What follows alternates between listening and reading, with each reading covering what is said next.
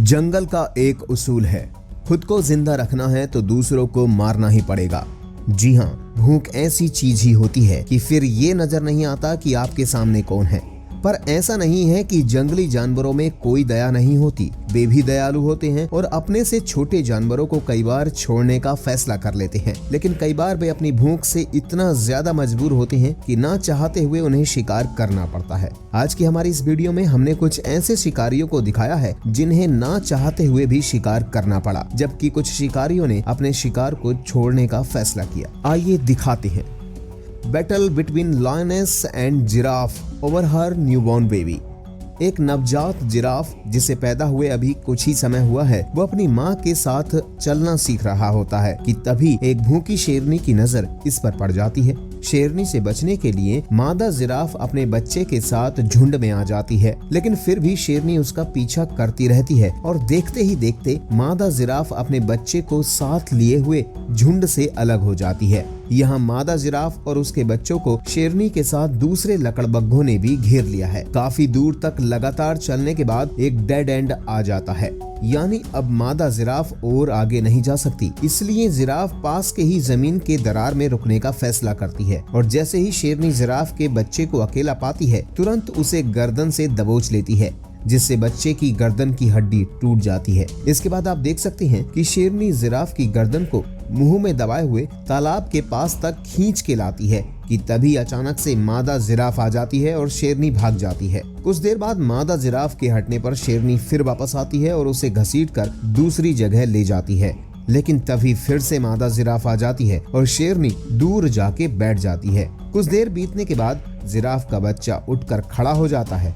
ये नजारा सबको चौंका देने वाला है, क्योंकि जिराफ की गर्दन की हड्डी टूट चुकी है और काफी खून भी बह चुका है। बेचारा जिराफ का बच्चा शेरनी से बचने के लिए पानी में जाकर खड़ा हो जाता है। पानी में खड़े रहते हुए लगभग 7 घंटे बीत चुके हैं, लेकिन शेरनी वहां से नहीं गई है। टूटी हुई गर्दन के साथ अपनी जिंदगी की लड़ाई लड़ते हुए अब जिराफ का शरीर भी साथ छोड़ रहा है। जिराफ बार बार पानी से अपनी गर्दन निकालने की कोशिश कर रहा है, लेकिन अब ये पॉसिबल नहीं है और अंत में पानी में डूबकर जिराफ की मौत हो जाती है। लेकिन वो शेरनी के हाथ नहीं आता है। Wild dogs take 5 buffalo calves in an epic feeding frenzy. जंगली कुत्तों को जानवरों की दुनिया में सबसे ज्यादा सफल शिकारियों में से एक माना जाता है। और ऐसा क्यों माना जाता है, इसका यकीन आपको हमारी इस क्लिप को देखने से होगा। यहाँ आप देख सकते हैं कि भैंसों का एक झुंड आराम से जा रहा है कि तभी अचानक से जंगली कुत्तों के झुंड ने इन पर अटैक कर दिया। जंगली कुत्तों के झुंड के अटैक करते ही भैंसों में अफरा तफरी मच गई और सभी भैंसें भागने लगी हैं।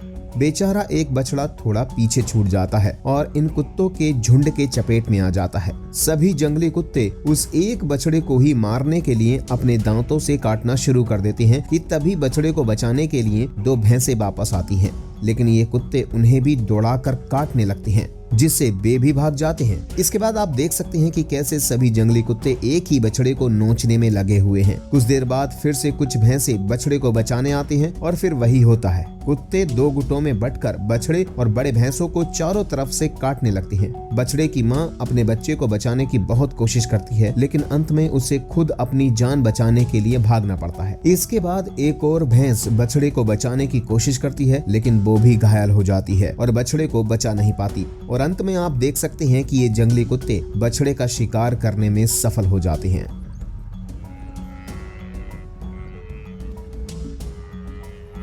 Incredible leopard and baby बबून interaction.